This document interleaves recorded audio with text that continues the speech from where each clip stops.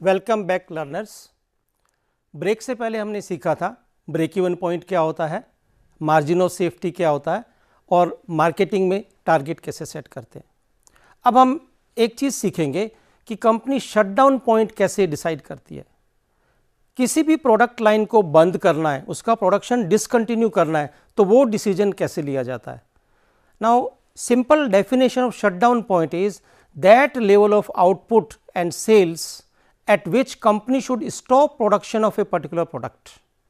उसका कैलकुलेशन कैसे होता है, यह समझने के लिए मुझे आपको बताना पड़ेगा रेलेवेंट कॉस्ट क्या होती है और इररेलेवेंट कॉस्ट क्या होती है। तो अगर आप स्लाइड पे देखेंगे रेलेवेंट वर्सेज इररेलेवेंट कॉस्ट, और इसका नॉलेज बहुत अच्छा एप्लीकेशन होता है डिसीजन मेकिंग के लिए। जनरली टोटल कॉस्ट जब मैं बात करता हूँ तो वेरिएबल कॉस्ट और फिक्स कॉस्ट होती है, लेकिन रेलेवेंट वर्सेज इररेलेवेंट के केस में हम क्या लेते हैं, फिक्स्ड कॉस्ट को ही लेते हैं। That means fixed cost of A company can be grouped into two categories, relevant versus irrelevant. अब आप सरप्राइज होंगे कि रेलेवेंट और इररेलेवेंट यह क्या चीज़ होती है। तो अगर आप व्हाइट बोर्ड पे देखेंगे तो मैंने आपके लिए एक चीज़ डिपिक्ट की है। Total fixed cost of A product can be grouped into two categories, committed fixed cost and discretionary fixed cost. By committed fixed cost I mean it has to be incurred even the production is stopped। क्योंकि कुछ cost ऐसी होती हैं कि अगर हम एक product का प्रोडक्शन बंद भी कर दें तो उससे रिलेटेड फिक्स कॉस्ट तो हमें देनी ही पड़ेगी, क्योंकि कंपनी ने एग्रीमेंट कर लिया लॉन्ग टर्म के लिए कि वो सैलरी या वो रेंट आपको देना ही पड़ेगा, चाहे आप वो फैसिलिटी यूज करें या ना करें। तो द फिक्स कॉस्ट एलिमेंट और component of total fixed cost which can not be avoided, which is unavoidable even if the production is stopped or discontinued, that is called as committed fixed cost. Whereas discretionary fixed cost or avoidable fixed cost is the one which can be stopped, avoided by taking managerial decision, that is why it is discretionary fixed cost। तो जैसे company उस particular product का production बंद करेगी तो company कहेगी मुझे वो फिक्स कॉस्ट भी नहीं चुकानी पड़ेगी, तो सच fix cost is the irrelevant cost। So relevant cost are the one which get changed or which change as soon as a managerial decision is taken। इसका मतलब अगर एक प्रोडक्ट को आप x यूनिट बेचते हैं और x प्लस यूनिट बेचते हैं तो उन दो लेवल्स की टोटल कॉस्ट में जो डिफरेंस आएगा that will be relevant cost. So relevant cost mean the cost which changes across the changing managerial decision, which changes across changing course of action, whereas irrelevant cost is the one which does not changes। तो यहाँ पे क्या होगा, committed cost तो irrelevant बन जाएगी। क्यों irrelevant बन जाएगी कि कंपनी प्रोडक्ट बनाए या ना बनाए यह कॉस्ट तो हमें देनी ही देनी है। whereas discretionary cost is relevant, company production बंद करेगी वो नहीं देनी पड़ेगी, कंपनी प्रोडक्शन कंटिन्यू रखेगी वो कॉस्ट देनी पड़ेगी। तो अगर मैं एक छोटा सा एग्जाम्पल लूँ कि एक पर्टिकुलर प्रोडक्ट जिसकी टोटल फिक्स कॉस्ट है 1,20,000 रुपये, तो कंपनी कहती है कि उस प्रोडक्ट की मेरी टोटल फिक्स कॉस्ट 1,20,000 है, इसमें से 80,000 रुपीज़ तो कमिटेड है कि हर हालत में पे करना ही पड़ेगा, चाहे प्रोडक्शन जीरो हो, सेल्स जीरो हो। whereas 40,000 is discretionary. That means अगर उस प्रोडक्ट को हम बेचना बंद कर दें तो हम 40,000 रुपीज़ पे नहीं करने पड़ेंगे, तो बच जाएंगे। अब कुछ फैक्ट्स और देता हूं मैं आपको। सेलिंग प्राइस पर यूनिट इस प्रोडक्ट का है 200 रुपीज़, वेरिएबल कॉस्ट है 120। तो ये जेनरिक नोशंस हैं S and V. S stands for selling price per unit, V stands for variable cost per unit. Company की टोटल फिक्स कॉस्ट 1,20,000 रुपीज़ है। Company right now कितनी units बेच रही है तो वो भी मैं आपका दे देता हूँ। कंपनी सेलिंग लेट अस से 1,000 units. Now if I ask you calculate break even point, I hope now you can quickly calculate break even point। So break even point is simply total fixed cost divided by contribution per unit। तो आपकी total fix cost है 1,20,000, contribution per unit in दोनों का gap आ जाएगा। So we get it 1,20,000 divided by 80। So you will get an answer 1500 units. Let me verify. 1500 units, sorry. It means so long as company produces and sells 1500 units of this particular product, company has no profit no loss. But मैंने क्या लिखा है, company तो 1000 units बना रही है, तो इसका एक चीज तो क्लियर है कि कंपनी को अभी इस प्रोडक्ट से लॉस हो रहा है, तो क्या कंपनी इस प्रोडक्ट को बनाना बंद कर दे? क्योंकि कंपनी ने मार्केट रिसर्च की, फाइंड आउट किया और ये पता लगा कि आने वाले 5 से 7 साल तक इस प्रोडक्ट की सेल्स 1000 से ऊपर नहीं जाएगी और 1000 से नीचे भी नहीं जाएगी। तो कुछ ब्रेनस्टॉर्मिंग चल रही थी, मार्केटिंग एग्जीक्यूटिव्स थे, सेल्स एग्जीक्यूटिव्स थे, प्रोडक्शन इंचार्ज भी थे। तो कुछ लोगों ने सजेस्ट किया कि सिंस इस प्रोडक्ट से लॉस आ रहा है, क्योंकि 1000 यूनिट्स पे तो डेफिनेटली लॉस आ रहा है, क्योंकि मेरा ब्रेक इवन पॉइंट ही 1500 यूनिट्स है, तो मोर देन 50% लोगों ने कहा कि इस प्रोडक्ट को बंद कर देते हैं, क्या फ़ायदा। लेकिन let me tell you another concept, shutdown point. अब शटडाउन पॉइंट कैलकुलेट करने के लिए हमें करना क्या होता है? Shutdown point can be calculated like this.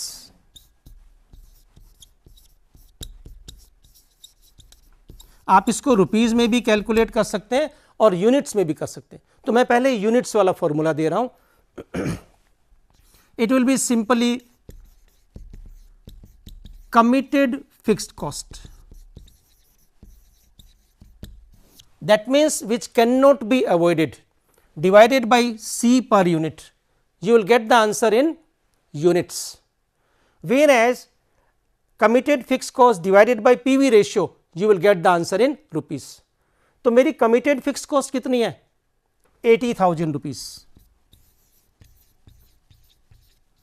and C कितना है? 80. So I get an answer 1000 units. इसका मतलब जब तक कंपनी इस प्रोडक्ट की 1000 या उससे ज्यादा यूनिट्स बना रही है, चाहे वो बीईपी से कम ही क्यों ना हो, कंपनी को ये प्रोडक्ट कंटिन्यू रखना चाहिए। लेकिन जिस दिन ये पता लगेगा कि कंपनी 1000 से ज्यादा यूनिट्स नहीं बना पाएगी, रादर 950, 900 या 800 यूनिट ही बना पाएगी और वो सिनेरियो लंबे टाइम तक चलने वाला है, तो कंपनी को प्रोडक्ट का प्रोडक्शन बंद कर देना चाहिए। अब मैं आपको इसको वेरीफाई करके बताता हूं। वेरिफिकेशन के लिए हम क्या करते हैं, हम कैलकुलेट करेंगे कि 1000 यूनिट पे मेरा प्रॉफिट कितना रहता है, डेफिनेटली लॉस आएगा। 900 पे कितना होगा और 1100 पे कितना होगा, तो हम क्विकली पहले उसको करते हैं। अब आप देखिए ये सारा गेम किस में आता है, सीवीपी एनालिसिस। अब अगर मैं आपको सीवीपी की डेफिनेशन पहले बताऊं फिर इसका जस्टिफिकेशन बताऊं, तो आप स्लाइड में देखिएगा, cost volume profit analysis. Basically CVP analysis means relationship between cost, volume and profit. इसका मतलब इन तीन एलिमेंट्स के बीच में जो रिलेशनशिप होती है, that is called as CVP analysis. अब CVP एनालिसिस में प्रैक्टिकल लाइफ में हम क्या करते हैं या एग्जामिनर क्या करता है? एग्जामिनर सिर्फ इतना ही करेगा कि आपको बेसिक न्यूमेरिकल देगा, जैसे मैं यही न्यूमेरिकल ले लूँ, selling price 200, variable cost 120, total fix cost 1,20,000, calculate BEP and profit at present. Examiner ने कहा कि इसमें सीवीपी एनालिसिस भी लगाते हैं, तो he will change either selling price और वेरिएबल कॉस्ट और फिक्स कॉस्ट और any of the two elements and will ask you to recalculate BEP, recalculate the profit. That means the moment any one of the assumptions of BEP is deviated, is liberated, we say we are entering into CVP analysis, because cost, volume and profit are linked with each other. तो उस case में आपको क्या करना है, आपको जो नया चेंज बताया जाएगा कि सेलिंग प्राइस 200 ना हो के 250 हो गया, अब आप BEP कैलकुलेट कीजिए, MOS कैलकुलेट कीजिए, that is margin of safety या प्रॉफिट, तो आपने क्या कर लिया, CVP एनालिसिस कर ली।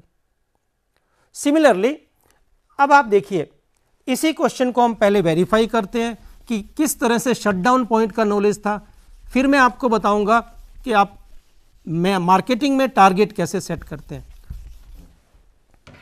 तो क्विकली हम देखते हैं, 1000 यूनिट्स जो बेस है उस पे मेरी सेल्स कितनी आ रही है, 2 लाख। वेरिएबल कॉस्ट कितनी आएगी, 1,20,000, 120 मल्टीप्लाइड बाय 1000, तो how much is my total contribution, 80,000, and what is my total fixed cost, 1,20,000. So if I deduct 1,20,000, I get a loss of 40,000. तो अभी कंपनी का लॉस कितना हो रहा है? 40,000 रुपीज का। अगर कंपनी 900 यूनिट्स ही बना के बेचती है, अगर कंपनी 900 यूनिट्स ही बना के बेचती है तो कंपनी की सेल्स क्या होगी? 1,80,000 rupees. 900 multiplied by 200 and 900 units पे वेरिएबल कॉस्ट कितनी होगी? 900 बाई 120, 1,08,000 रुपीज। सो हमारा कंट्रीब्यूशन कितना हो गया? 72,000। बट मेरी फिक्स कॉस्ट तो उतनी ही है क्योंकि मैं प्रोडक्शन कंटिन्यू कर रहा हूं, तो मेरा लॉस कितना हो गया? 48,000। अब आप देखिए, हमने कहा था शटडाउन पॉइंट 1000 यूनिट्स होगा, उससे नीचे अगर प्रोडक्शन एंड सेल्स आ जाता है तो प्रोडक्ट बंद कर देना चाहिए, क्योंकि उस केस में आपका लॉस बढ़ना शुरू हो गया। क्योंकि आप आउट ऑफ 120 40 तो अवॉइड कर सकते हैं, आप आउट ऑफ 120 40 तो अवॉइड कर सकते हैं, तो उस केस में कमिटेड फिक्स कॉस्ट क्या होगी? 80,000 which is equal to this contribution. लेकिन यहां पे अब कंट्रीब्यूशन भी कम होने लग गया। तो पॉइंट इज दैट जब आप कमिटेड फिक्स को, जब तक आप कमिटेड फिक्स कॉस्ट रिकवर कर रहे हैं, आप प्रोडक्शन चालू रखिए। जिस दिन आपका total contribution committed fix cost से भी कम हो गया तो आप प्रोडक्शन बंद कर दीजिए। तो एक मंत्र क्या निकल के आया, फॉर्मूला या फंडामेंटल क्या निकल के आया? The moment your total contribution is below committed fix cost, stop the production of that product, because now this product will not help you any more. That is the one case.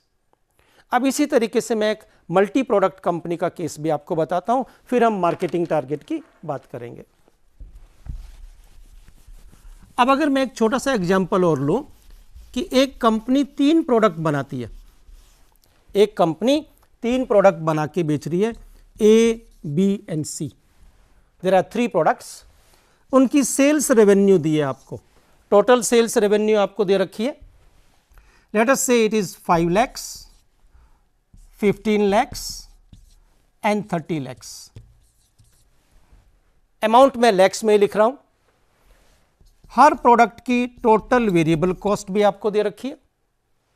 Late us से इस product की total variable cost है 4.6 lakhs, इस product की total variable cost है 10 lakhs और इसकी है 21 lakhs। आप क्विकली कैलकुलेट कीजिए टोटल कंट्रीब्यूशन क्या हुआ इनका। 0.40, 5 minus 4.6, 15 minus 10, 5, 30 minus 21, 9 lakh rupees total fix cost. अब आप देखिए तीनों ही प्रोडक्ट एक ही फैक्ट्री प्रीमाइसेस में बन रहे हैं, तो टोटल फिक्स कॉस्ट हम तीनों प्रोडक्ट में एलोकेट करेंगे। अब उस टोटल फिक्स कॉस्ट में फैक्ट्री प्रीमाइसेस का रेंट हो सकता है, सुपरवाइजर की सैलरी हो सकती है, जनरल एक्सपेंसेस हो सकते हैं, लोडिंग अनलोडिंग एक्सपेंसेस हो सकते हैं। तो अगर मैं कहूँ कंपनी की टोटल फिक्स कॉस्ट 10 लाख रुपए है, अब इन तीनों प्रोडक्ट्स में एलोकेट कैसे कर रहे हैं? Exactly in the ratio of sales revenue. तो 10 लाख में से 1 लाख इनके फेवर में आई, 3 लाख इस प्रोडक्ट के फेवर में एंड 6 लाख इस प्रोडक्ट के फेवर में। Total fix cost 10 lakh exactly distributed or allocated in the proportion of sales revenue. So we will get profit, that is particularly operating profit from each product. अब यहां negative value आएगी 0.6। तो company के 2 product A and B profit, B and C profit दे रहे, whereas A is giving a loss। तो अभी company का टोटल प्रॉफिट कितना आ रहा है? 3 + 2 5 minus 0.6, तो टोटल प्रॉफिट आ रहा है 4.4 lakhs। अब फिर मार्केटिंग एग्जीक्यूटिव्स की मीटिंग चल रही है कि यह सिलसिला लंबे टाइम से चल रहा है, तो इस प्रोडक्ट को डिसकंटिन्यू कर दो क्योंकि ये प्रोडक्ट लॉस दे रहा है। क्योंकि अगर किसी ने इस पूरी कैलकुलेशन को ध्यान से नहीं समझा तो वो कहेगा बात तो सही है, अगर इसको डिसकंटिन्यू करते हैं तो हमारा इन 2 प्रोडक्ट से प्रॉफिट कितना होगा? 5 लाख का। लेकिन हम इसके लॉस को 60,000 हम ले रहे हैं, तो इसको डिसकंटिन्यू कर दो। लेकिन मेरा सबमिशन सिंपल इतना है कि किसी भी प्रोडक्ट को कंटिन्यू करना है या डिसकंटिन्यू करना है, आपको यही देखना है क्या वो प्रोडक्ट पॉजिटिव कंट्रीब्यूशन दे रहा है नहीं दे रहा. That means so long as a product has got positive contribution margin we should not discontinue it. अब आप देखिए इस प्रोडक्ट का कंट्रीब्यूशन मार्जिन कितना है 0.4. It means it is helping the company in recovering some part of the total fixed cost. आप try करके देख सकते हैं कि मान लो हमने उन एग्जीक्यूटिव्स के फेवर में गए क्योंकि वोटिंग चल रही थी और कंपनी ने कहा हम पूरी डेमोक्रेसी में बिलीव करते हैं और ये मान लिया गया कि इस प्रोडक्ट को बंद कर दिया जाए, तो ये प्रोडक्ट मैं हटा देता हूँ. अगले साल से कंपनी ने ये प्रोडक्ट बनाना बंद कर दिया, तो जिन एग्जीक्यूटिव्स की बात मान ली गई वो बड़े खुश थे कि अगले साल प्रॉफिट बढ़ जाएगा और उस बढ़े हुए प्रॉफिट से हमें बोनस मिलेगा. लेकिन अब आप देखिए बी और सी की सेल्स उतनी है, वेरिएबल कॉस्ट उतनी है, लेकिन मैंने कहा फिक्स कॉस्ट कंपनी की 10 लाख रुपए थी. अब 10 लाख इन दो प्रोडक्ट्स में डिस्ट्रीब्यूट होगी. आपने प्रोडक्ट तो बंद कर दिया है लेकिन फिक्स कॉस्ट तो सेम थी, फैक्ट्री का रेंट, सुपरवाइजर की सैलरी. अब आप देखिए और वो कम नहीं हो सकती थी और हम इस 10 लाख को इन दो प्रोडक्ट में बांटेंगे, तो 10 लाख को अगर हम एग्जैक्टली इस रेशियो में बांटेंगे तो 1:2 रेशियो, तो इन टोटल 10 लाख इन दोनों में जाएगा, तो 3.33 इसके फेवर में, 6.67 इसके फेवर में. तो प्रोडक्ट ए के फेवर का 1 लाख भी इन दोनों को बियर करना पड़ेगा.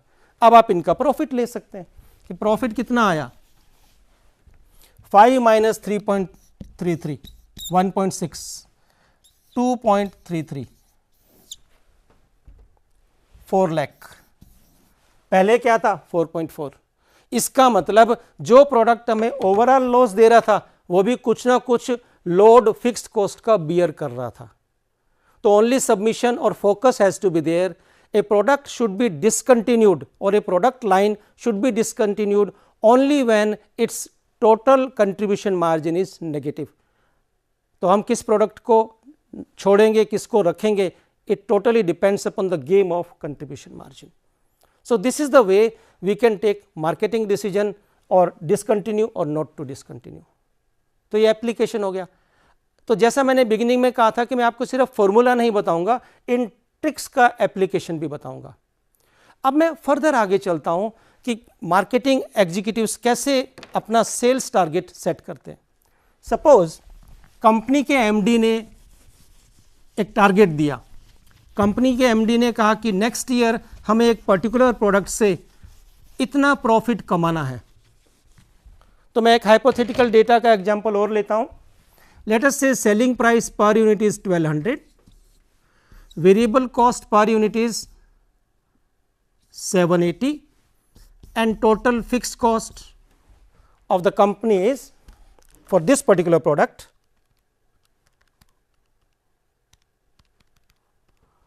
21 lakhs, क्योंकि प्रोडक्ट वाइज हमने एलोकेट करके रखी है.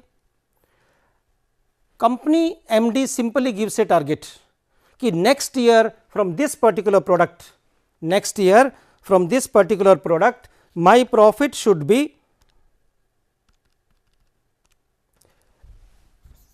84 लाख रुपीस. तो इस अकेले प्रोडक्ट से प्रॉफिट कितना आना है 84 लाख रुपीस का. Situation is simple. ऐसा न्यूमेरिकल आपको एग्जामिनेशन में भी मिलता है. तो जो न्यूमेरिकल आपको एग्जामिनेशन में मिलते हैं, बुक्स में मिलते हैं, प्रैक्टिकल लाइफ से ही रिलेटेड होते हैं. बिकॉज इस टॉपिक का मार्केटिंग में ज़्यादा एप्लीकेशन है, अकाउंटिंग में उतना नहीं है. अकाउंटिंग में तो सिर्फ एग्जामिनेशन में आएगा, बट मार्केटिंग एग्जीक्यूटिव को तो रोज इस टॉपिक को प्रैक्टिस करना पड़ता है. So selling price 1200 per unit, variable cost 780 per unit, total fix cost related to this product is 21 lakh rupees and MD ने टारगेट दिया कि इस अकेले प्रोडक्ट से मुझे साल भर में 84 लाख रुपीस का प्रॉफिट चाहिए. तो मार्केटिंग एग्जीक्यूटिव्स कैसे फाइंड आउट करेगा कि मुझे साल भर में कितनी यूनिट्स बेचनी है, क्योंकि बीईपी का तो नॉलेज उसको है, ब्रेक इवन पॉइंट, बट यहाँ पे तो टारगेट कुछ अलग ही हो गया. अब आप देखिए इसके लिए मुझे एक फॉर्मूला चाहिए. तो फॉर्मूला क्या बनेगा, sales for target profit, sales for target profit. अब अगर आपको आंसर यूनिट्स में चाहिए तो आप क्या करेंगे, आप फॉर्मूला इस तरीके से लगाएंगे. Target profit plus total fixed cost divided by C. Target profit plus total fixed cost divided by C. और अगर आपको रुपीज में आंसर चाहिए, target profit plus TFC upon PV ratio, आपके पास आंसर आ जाएगा। अब आप देखिए, हम इस फॉर्मूले को लगाते हैं। मेरा कंट्रीब्यूशन मार्जिन पर यूनिट आप क्विकली कैलकुलेट कर सकते हैं। It will B 420, 1200 minus 780। सो 420, हालांकि फिगर बड़ी अजीब सी लगती है, लेकिन यस, प्रैक्टिकल लाइफ में 420 तो आता ही है। 84 लाख रुपीज आपका डिजायर्ड प्रॉफिट है या टारगेट प्रॉफिट है। 21 लाख रुपीज आपकी टोटल फिक्स कॉस्ट है। इन दोनों के सम टोटल को आप 420 से डिवाइड कर दीजिएगा। So we take it will be 1 crore 5 lakhs divided by 420. So we get 25,000 units. 25,000 units.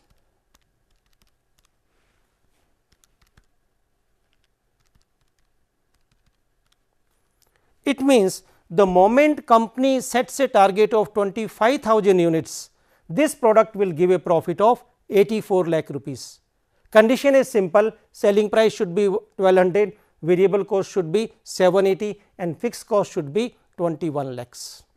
So this is the how target setting is done in the marketing. तो हुआ ना, ब्रेक इवन पॉइंट का या CVP एनालिसिस का application marketing में ज़्यादा है, production में कम है, थोड़ा बहुत हो सकता है, अकाउंटिंग में है, यस, कैलकुलेशन तक सीमित है, लेकिन जब अप्लाई करने की बात आएगी तो मार्केटिंग एग्जीक्यूटिव को ही अप्लाई करना है।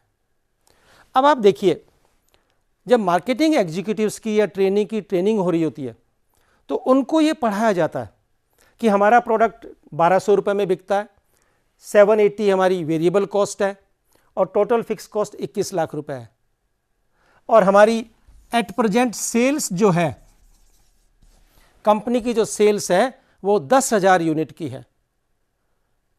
तो उनको ये भी बता दिया गया कि right now company is selling 10,000 units, और क्विकली उनको बताया कि हमारी टोटल कॉस्ट पर यूनिट क्या आ रही है, 780 तो वेरिएबल कॉस्ट आ रही है। जब 21 लाख रुपए 10,000 यूनिट की कॉस्ट है तो मैथ्स में इतना तो सब कैलकुलेट करते हैं कि एक यूनिट की फिक्स कॉस्ट कितनी है, 210 रुपए।